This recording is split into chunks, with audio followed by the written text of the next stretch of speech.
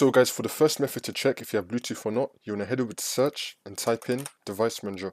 Click on it. And then once we're here, you should be seeing Bluetooth. I don't have Bluetooth on this computer, so that's why it's not showing for me. But if you do have Bluetooth, it's going to be showing for you. Another thing that you could try is you want to click on your computer name, which will then highlight it, and then click on action, and then click on scan for hardware changes. See if Bluetooth will appear.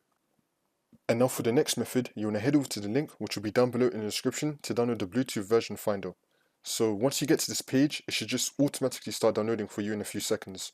If that did not work, you want to click on direct download, and then you're going to be getting the zip file called btversion.zip. Now you just want to right click on it, and then click on show in folder. Just going to delete the other ones I got. And now once you have this, you want to right click on it, and then click on extract all.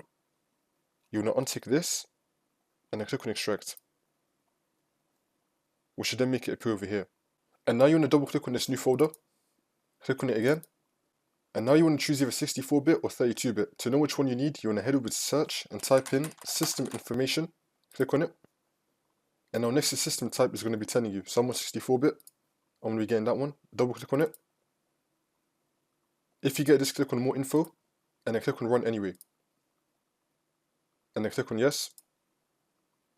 And now once this comes up, it's going to tell us if we have Bluetooth or not. If you do not have Bluetooth, like me, it's going to be saying Bluetooth device not found. If you do have Bluetooth, then it's going to be saying something else, which will indicate that you have it.